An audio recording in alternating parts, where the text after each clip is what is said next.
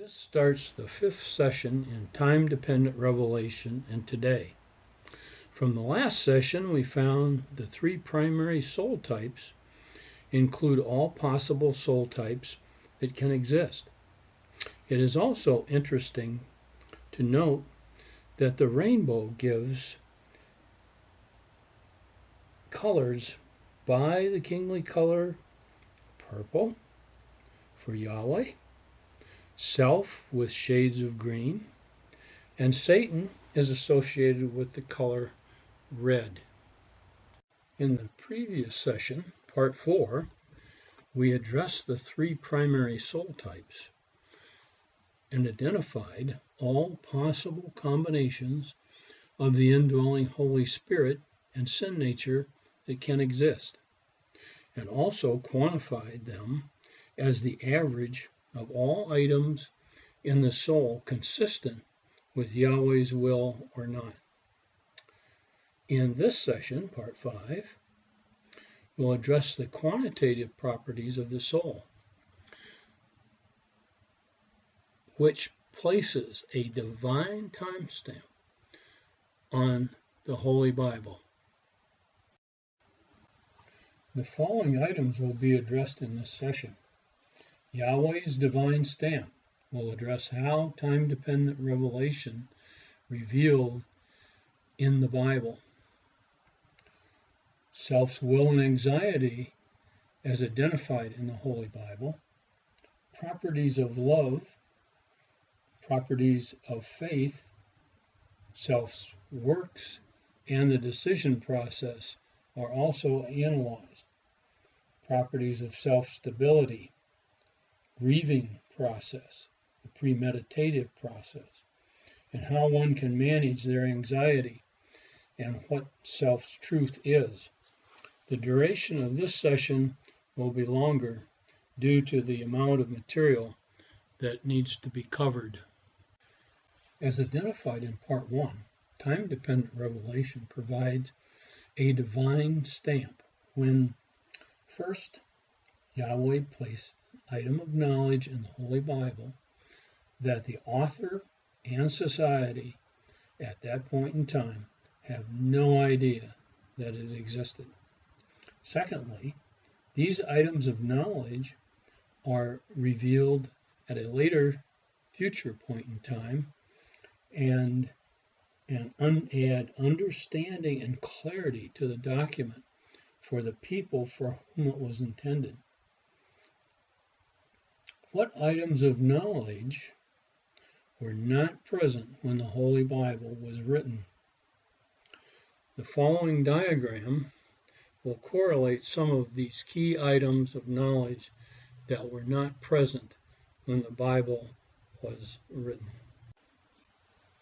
This diagram shows the Holy Bible and the development of key technologies as related to the divine timestamp. Most events today are documented relative to the Gregorian calendar, so it is shown in black at the top of the diagram in 100-year increments. The sin reconciliation calendar is shown in red text and only the key events.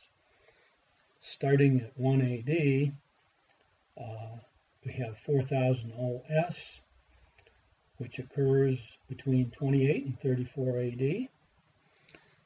5000 OS around 1000 AD, but the 40th Jubilee occurs at 6000 OS, which is 2028 to 2034 AD. In green is shown the book of Revelation, and when it was written, about 90 to 96 AD by the Apostle John, who by trade was a fisherman. On the right side, we have today at 2020 AD. In black At the bottom of the chart, we see the various technologies that have been developed. And we look at algebra as we know it today was developed between 780 and 850 AD, followed by calculus in the late 1600s, and then the normal distribution as we know it in 1800, 09, and the first United Nations population estimate was provided in 1950 and is updated every 2 years ever since. One of the key items is the development of digital computing. 1956 to 1971, it was basically introduced, and today everyone has the capability to use digital computing. And today, these items are extremely important relative to the development and showing of a divine timestamp by Yahweh. Does the Holy Bible contain Yahweh's divine stamp based on algebraic equations for self's will and anxiety? As we look in the Holy Bible for algebraic equations, keep in mind that the magnitudes of will, anxiety, love, faith, power factor range between 0 and +1. Also recall, will of T is reflected in one's speech or actions. Yahweh spoke the world into existence using His Holy Spirit. I am going to church today using self's indwelling Holy Spirit. Or, I am going to steal that car using self's sin nature. In the Holy Bible, will, anxiety, love, faith, and power are introduced after the description of desired gifts of the Spirit in 1 Corinthians chapter 12, verse 31, as a more excellent way. And this way is detailed in 1 Corinthians chapter 13. The algebraic terms are shown in red text as we go through each verse. 1 Corinthians chapter 13, verse 1 through 3 contains an algebraic word problem. Verse 1, though I speak, which is will of T, with tongues of men, power of men, and of angels, it's the power of angels, and have not charity, I have no love. I am become as a sounding brass or a tinkling cymbal. I have no will. Will is equal to love times faith times power. If one has no love, it makes no difference whether you're a man or an angel, and you have perfect faith, you will have no will. 1 Corinthians chapter 13, verse 2. And though I have the gift of prophecy, which is a type of speech and reflects will of T, and understand all mysteries and all knowledge, and though I have all faith, perfect faith, equals 1, so that I could remove mountains and have not charity, love, I am nothing. Will of T will equal 0. Again, will is equal to the product of love, faith, and power. And if you have perfect faith and power of angels or men, and have not love, you have zero will. Verse 3. And though I bestow all my goods to feed the poor, and though I give my body to be burned, and have not charity, which is love for Yahweh, it profiteth me nothing. Will of Yahweh is zero. Without love, there is no will. 1 Corinthians chapter 13, verse 3 through 12, also clarifies some of the attributes of self-love and the type of love that charity is. Charity is the magnitude of love associated with Yahweh's truth and light that are also compliant with his will. Charity is a direct measure of Yahweh's importance to self and is equal to self's composite love Yahweh. It also reaffirms self's indwelling Holy Spirit, whose love for Yahweh has value, and also self's sin nature, love for self, love for Satan, has no value. 1 Corinthians chapter 13, verse 13 states charity, love for Yahweh, is more important than faith. Verse 13 reads, And now abideth faith, hope, charity, these three, but the greatest of these is charity, love for Yahweh. Hope is the present magnitude of faith projected into the future at time plus. Either faith equals zero or love equals zero, we know yields a will of zero. Charity, love for Yahweh, is greatest because of self's anxiety. Anxiety is the companion of will. Anxiety is the emotional stress experienced with respect to any soul item of knowledge as a function of the difference between self's love or priority for something and their faith and confidence in it. Therefore, anxiety is expressed as anxiety of T equals love minus faith, quantity times the power.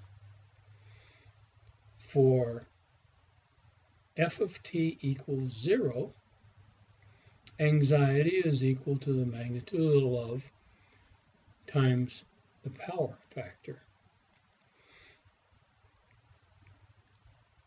For L equal to 0, it's interesting to note that anxiety is a negative number equal to faith times the power factor. Anxiety is equal to 0 for negative values. Basically, because L of t is the most important, because L, when it equals 0, self does not care at all about the item of knowledge, and there is no anxiety or will generated to provide a response to any particular issue.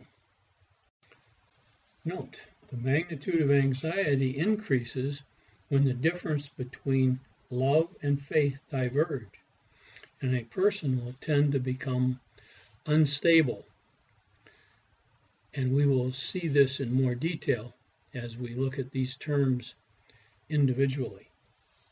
However, the basic equations that determine all behavior are will equals the quantity of love times faith times the power factor. Anxiety equals love minus faith times the power factor. Now, the power factor term differentiates between Yahweh, angels, and men.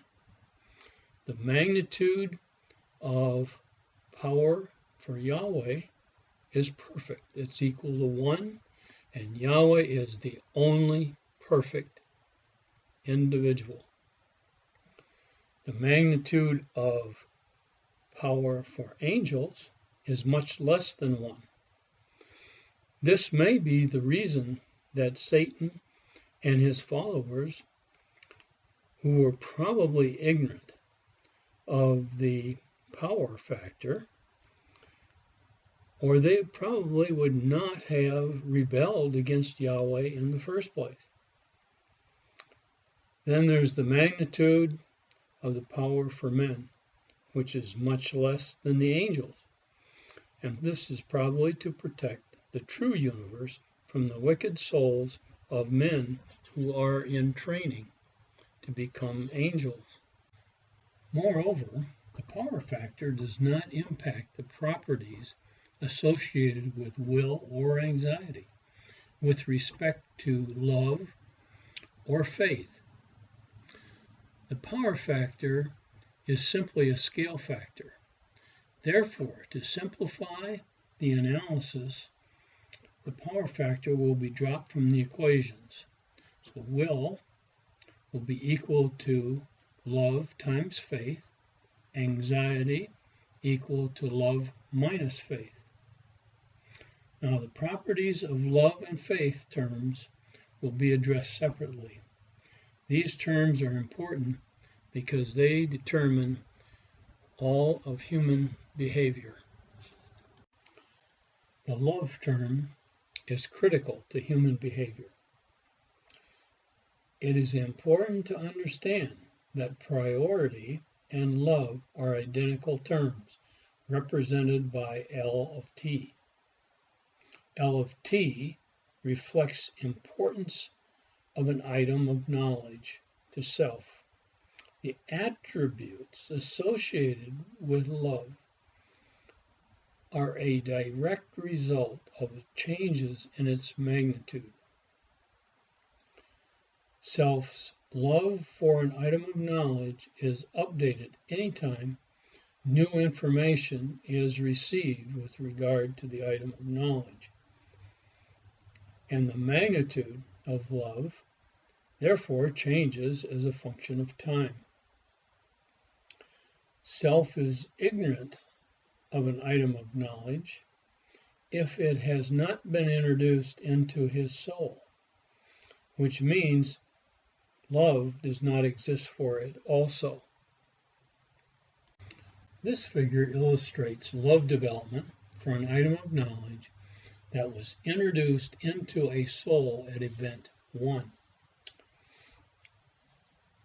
Note, the vertical axis represents the magnitude of love. The horizontal axis is the passage of time. Prior to event 1, the individual is ignorant of whatever the item is. Event 1 is introduced to the item and establishes an initial magnitude of love based on any associated or similar items of knowledge within his soul. As time passes, if he gets positive information relative to the item of knowledge, the magnitude of his love for the item will increase.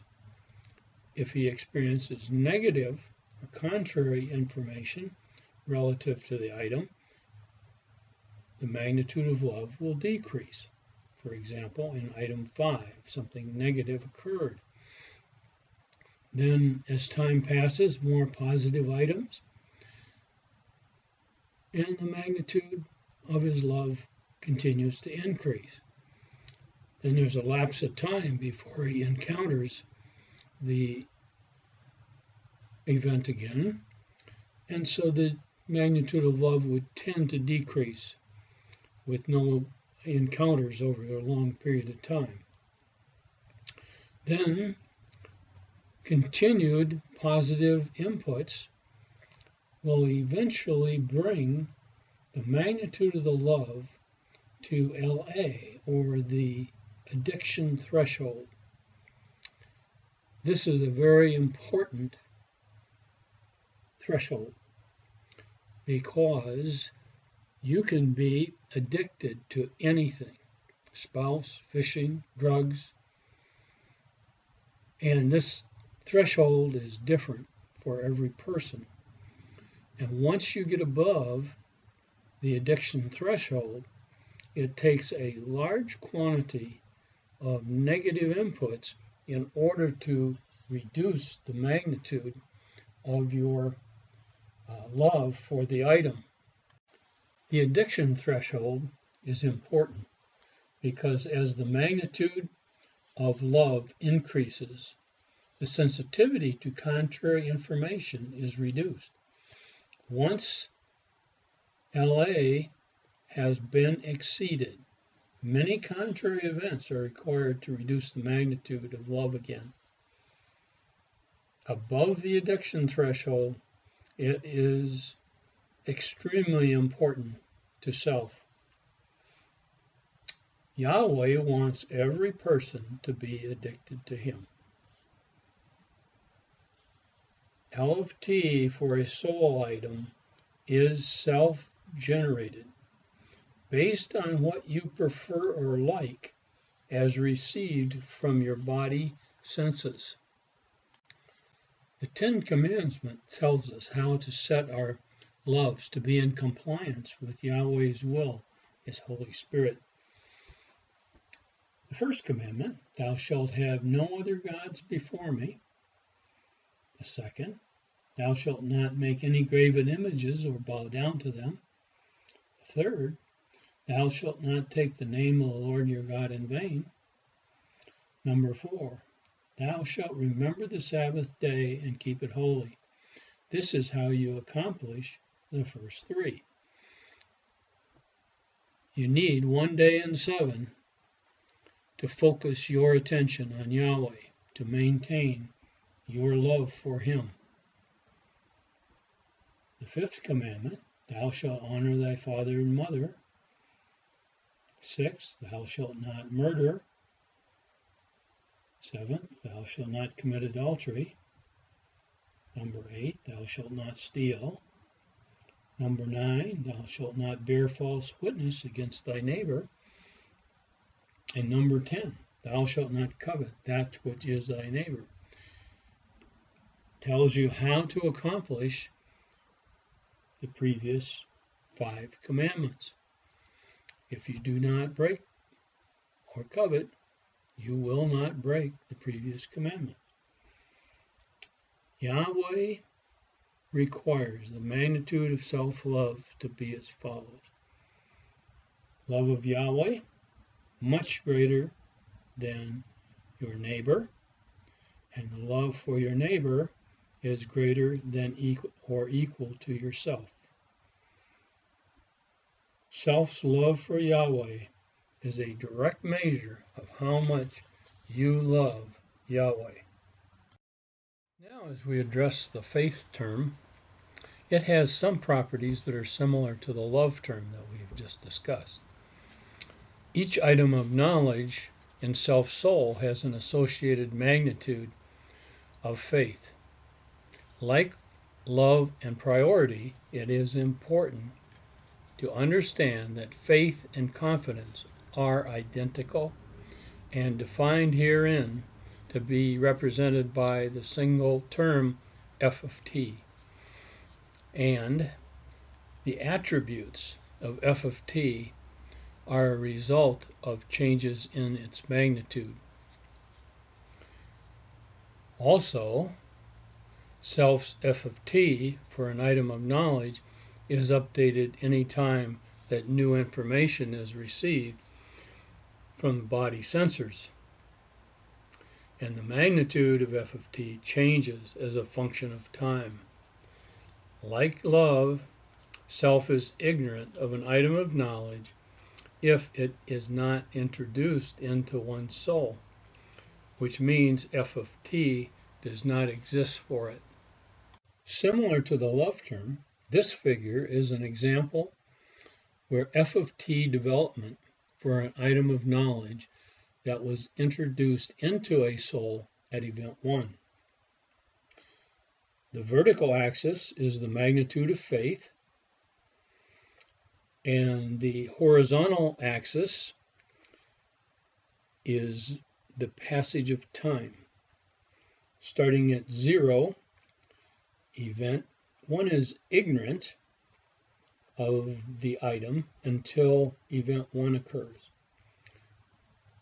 This is introduced, and faith is established from any associated information that you have about the item.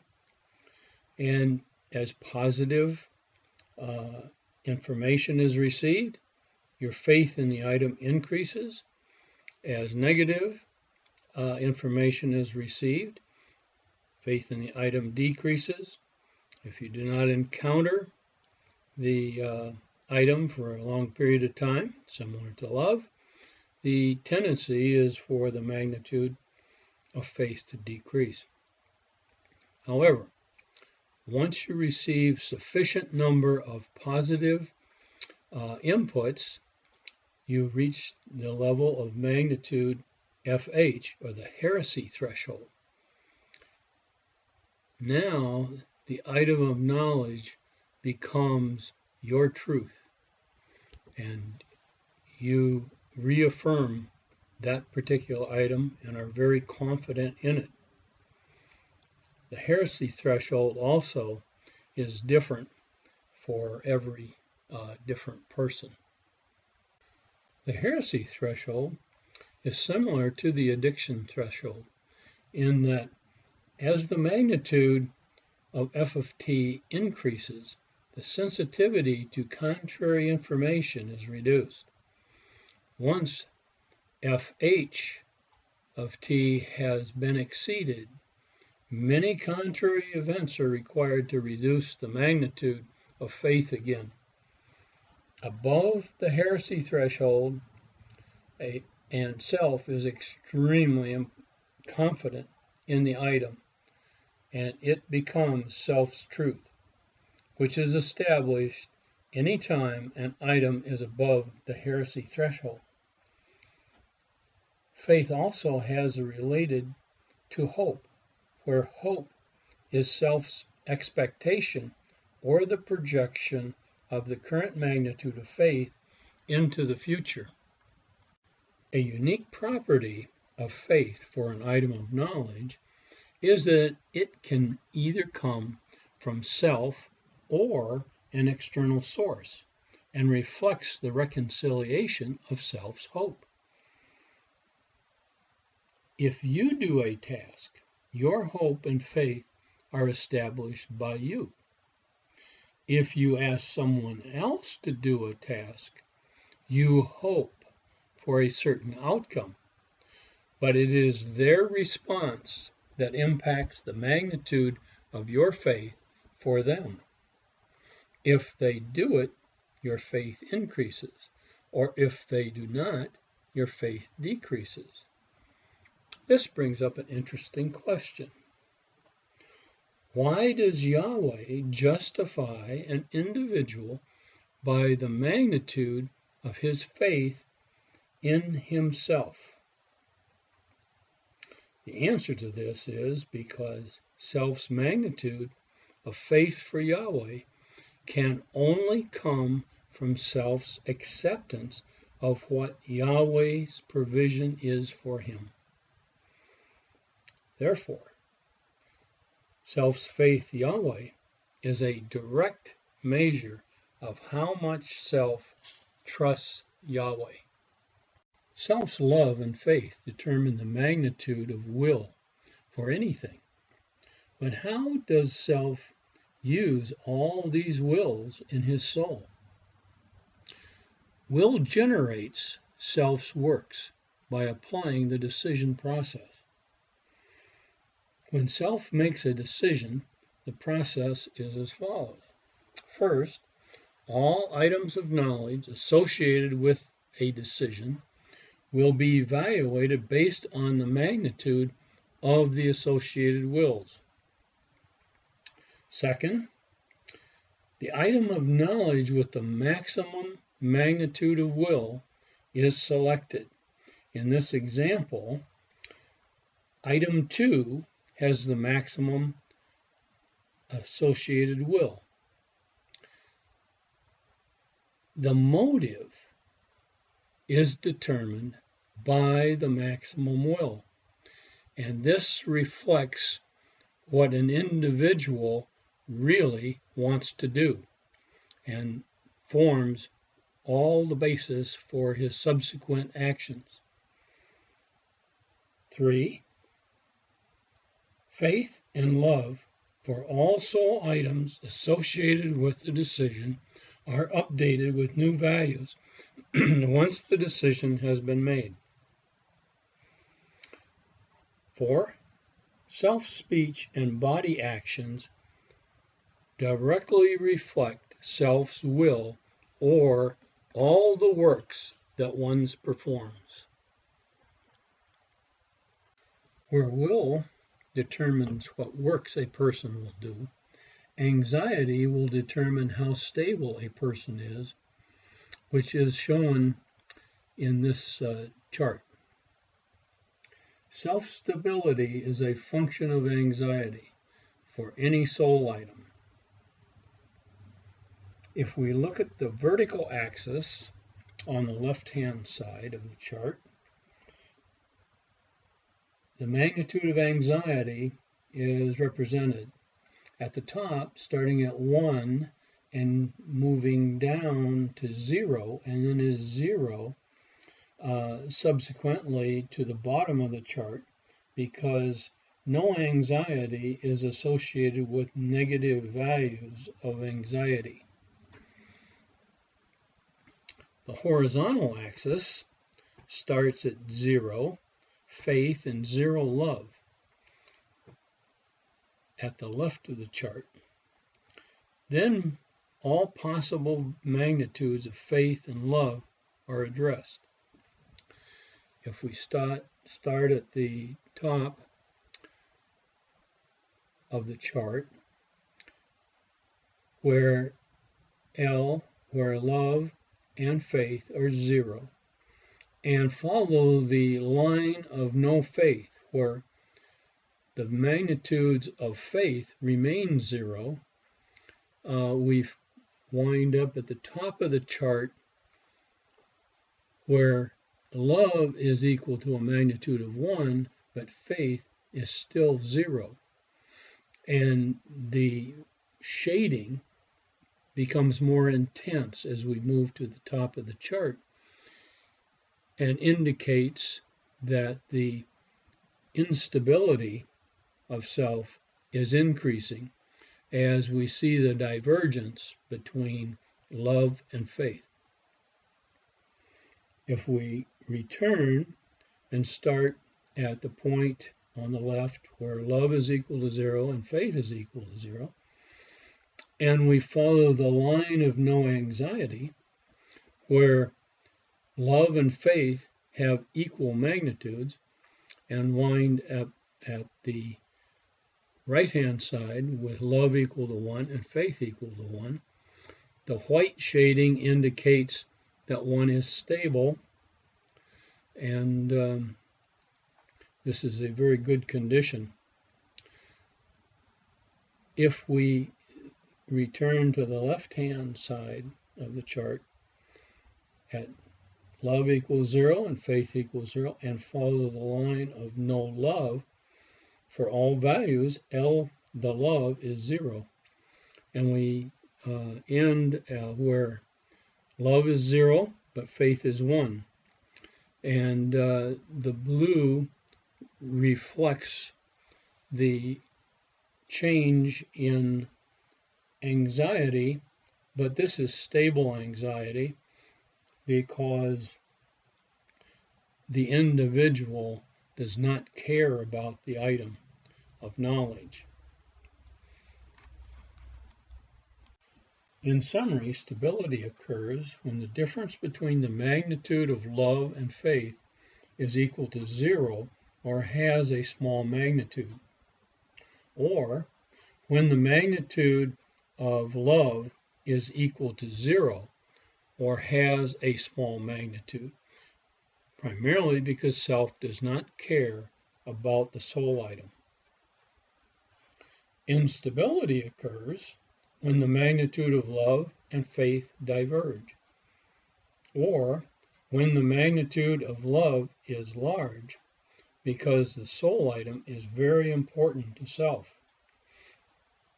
Instability can occur during grieving or premeditative processes, which we will now examine in some detail. First, we'll address the grieving process, which consists of 5 stages.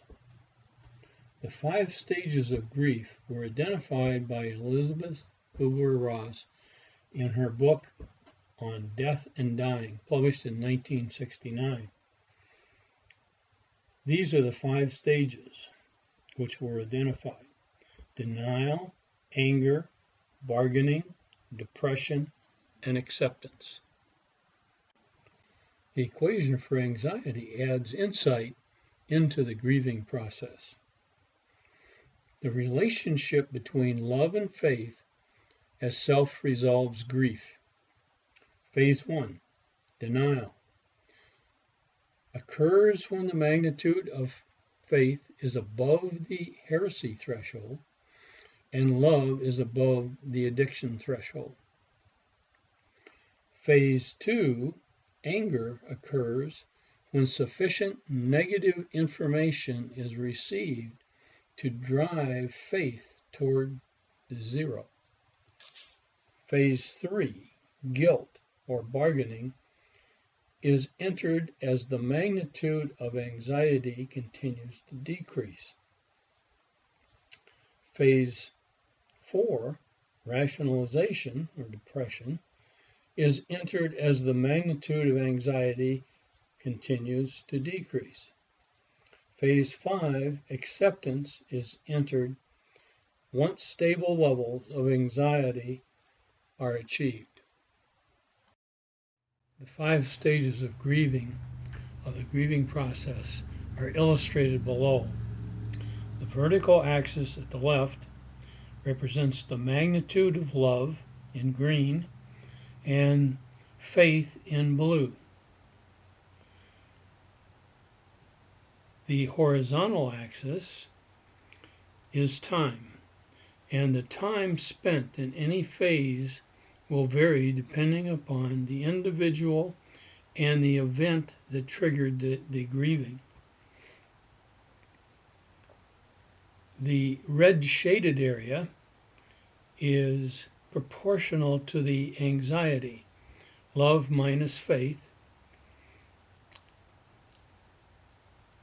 The process begins at the left when both love and faith are above the addiction threshold and the heresy threshold in a very stable, joyful state. Then at point 1,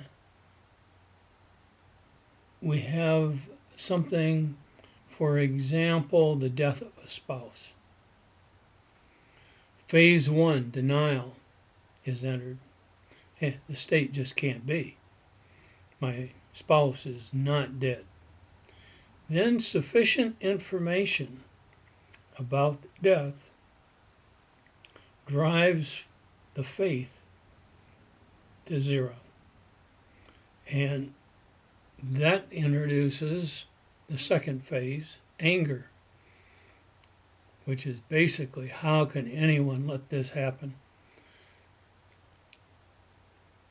as faith somewhat increases, but the significant factor is that the priority or love decreases, you enter phase 3, which is guilt, where the individual says, what should I have done to prevent this from happening?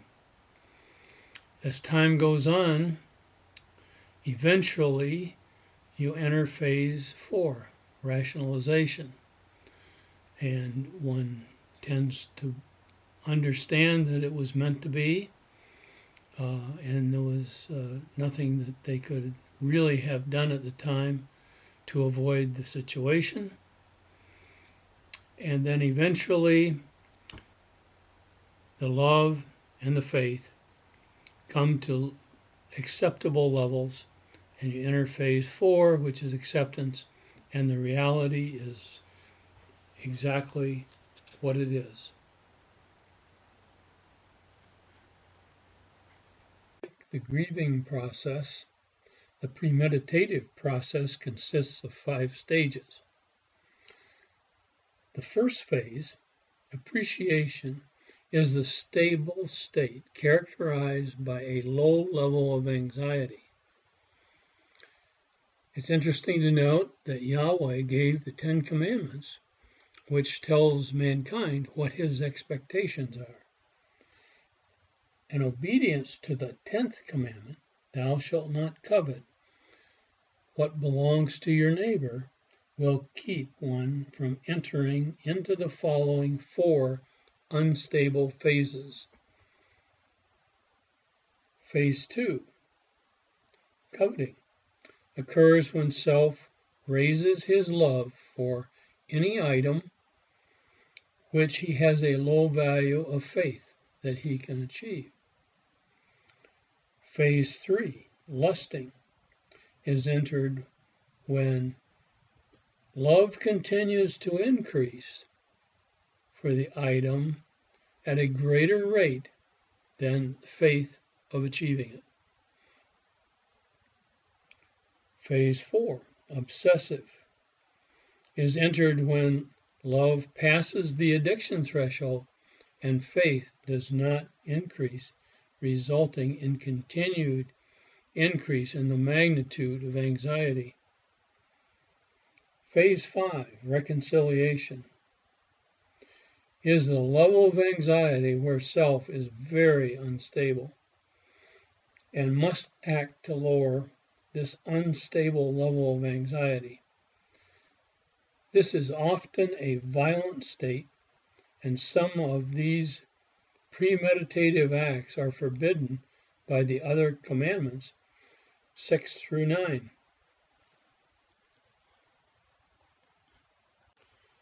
The 5 stages of the premeditative process are illustrated in the following diagram. Like the grieving process, the vertical axis at the left represents the magnitude of love using a green line and faith using a blue line. The horizontal axis is similar also to grieving.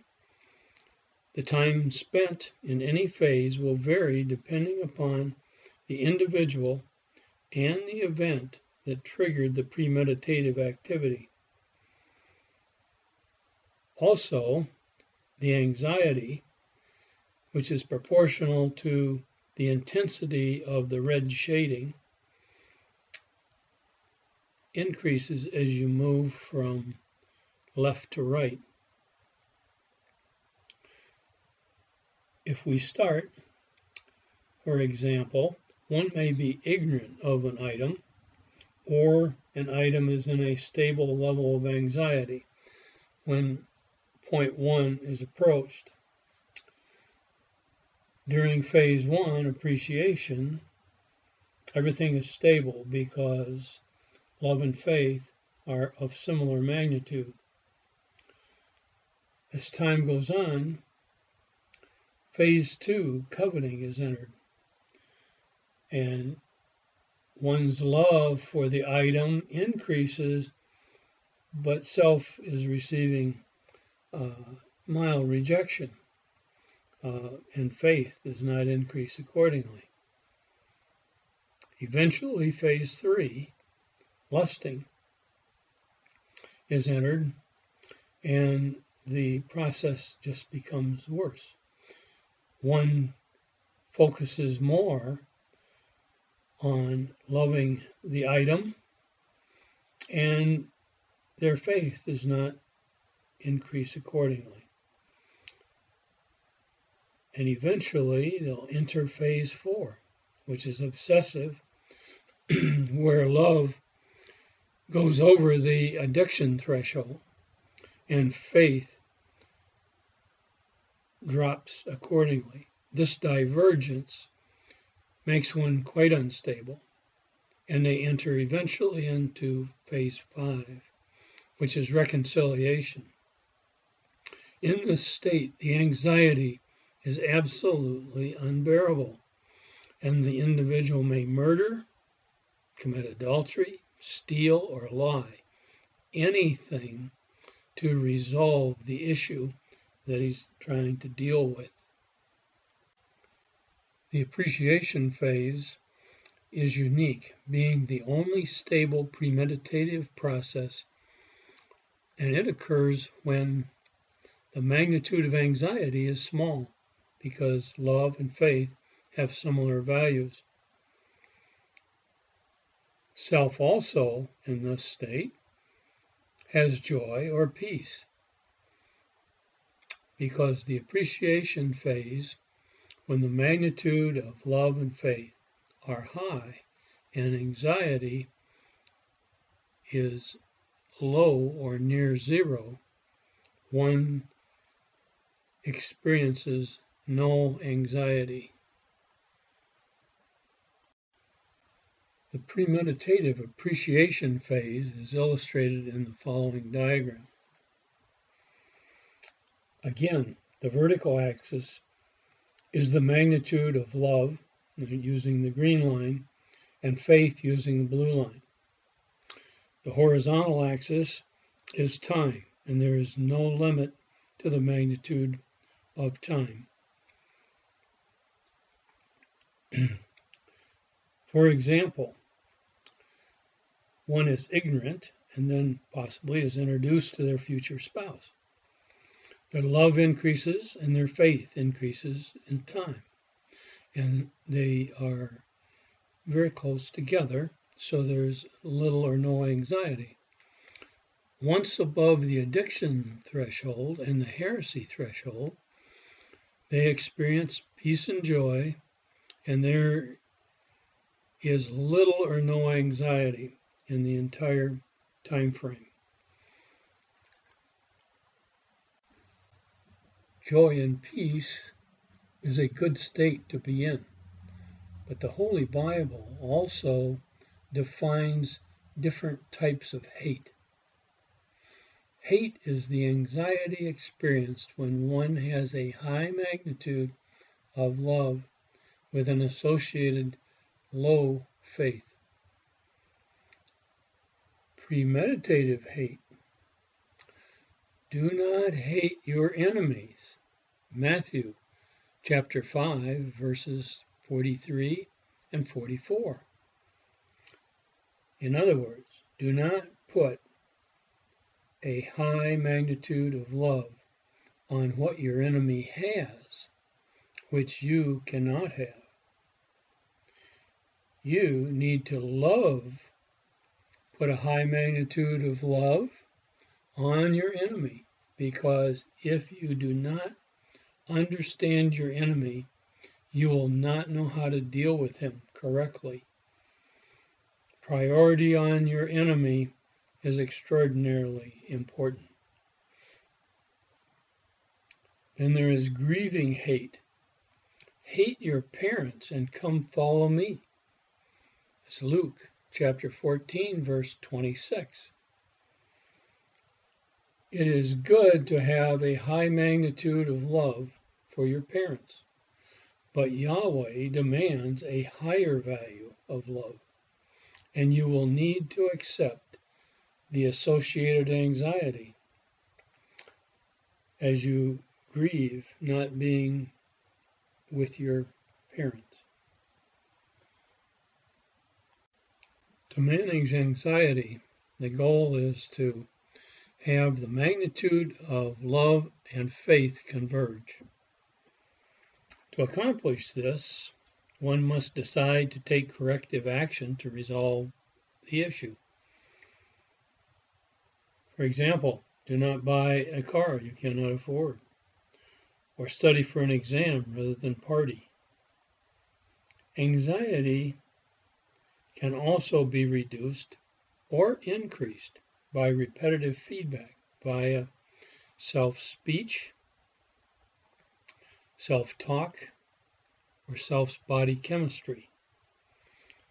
Speech is just talking out loud about the issue. Self-talk is silent speech, just confined to yourself. Self-body chemistry is the feeling for something. You either like it or you do not like it. This is how one becomes addicted to drugs, for example. Before we conclude, we need to emphasize self's truth and belief. An individual's truth and belief are identical terms and occur when the magnitude of love is above the addiction threshold and the magnitude of faith is above the heresy threshold. Also, an individual's composite truth and belief is equal to the individual's spirit and heart, which is also identical terms and reflect basically the average of all soul items' truth and belief. Your composite will, Yahweh, is your indwelling Holy Spirit, which Yahweh will judge you with respect to.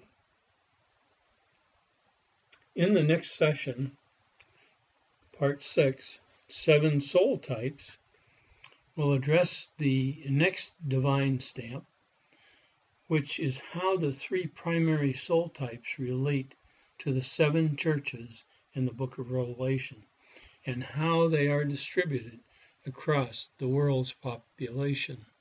This concludes Part 5 of Time-Dependent Revelation in Today, and we covered the algebraic divine timestamp for self, will, and anxiety, and how these terms generate a person's behavior and establish their truth and spirit. The materials contained in this seminar is available at www.afjbooks.com, and any questions, just email to afjbooks@charter.net.